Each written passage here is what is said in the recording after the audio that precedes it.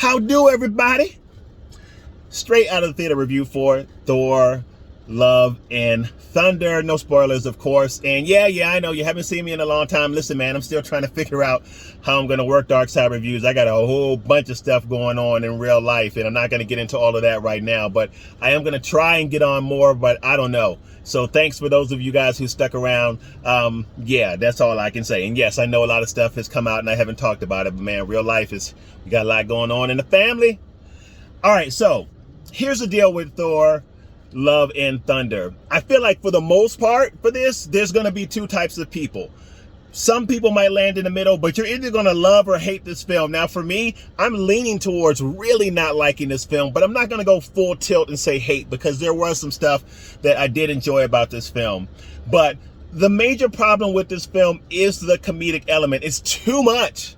It's too much. Now, I know some of you all are thinking, but Al, you knew that it was a Taika Waititi film, and you know by the stuff that he's done in the past that he always has a heavy to at least a moderate comedic element in his works. Yes, I did know that.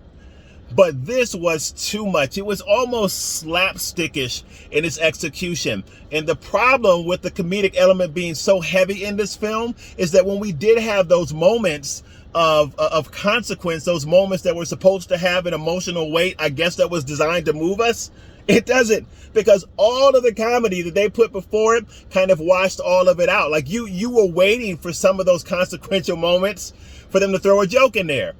And they did throw a joke in there, which even more muted the moments that should have been weightier. And that's the main problem I had with this film. I also have some problems with the way that the story was executed. It just wasn't told very strong as well. So there were a number of things that I did not like about this film. And I really think that it was a missed opportunity, given the fact that we had Gore, the God Butcher, in there, and someone the caliber of Christian Bale playing Gore. I just wish that this film was written actually with a darker edge. I wish that there was more consequence in the way that this story was told, because I think it would have been much, much better if that had been the case. Now, I'm being careful here, Darksiders, because I don't want to spoil anything for you. And I'm curious to know whether you like this film or not. You know, it's really interesting because I feel like Marvel is really starting to take a chance with some of his movies. I felt like it did that with Doctor Strange and the Multiverse of Madness. Was not a big fan of that. I have not been a big fan, or I shouldn't say have not been, but I'm not a big fan of Ms. Marvel that's on Disney Plus. I really did enjoy Moon Knight, and I hope we get a second season of Moon Knight and we actually end up seeing him in a movie.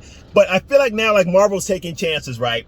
And they can, right? Listen, they've given us years of good movies.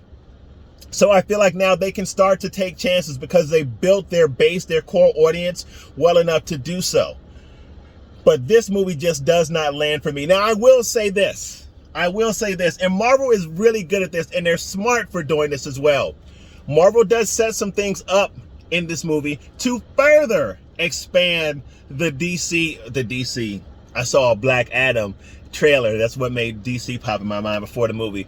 To expand the MCU. And they're super smart for that, because it gives them almost infinite material by which to produce movies and TV shows. So they can just keep growing it as big as they want, and they can go from like the earthbound heroes, i.e. Spider-Man, i.e. Black Panther, to cosmic heroes. And all the stories they can tell in between is just so vast. So I feel like it's a smart move for Marvel, because it really is the lifeblood that gives them enough room to tell stories for a long, long time. So I think that's smart. And they do set some stuff up for that in this movie, which I think is good.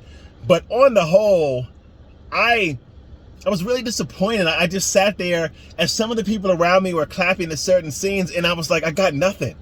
I got no kind of emotional connection. I don't feel charged about this. And even some stuff where you would think when I saw it, I'd be like, oh, wow. I was like, yeah. So this didn't do it for me. Let me know what you think if you saw it in the comments below. As always, miss you guys. Love you guys. Got a lot going on. I will see you on the next video. Peace.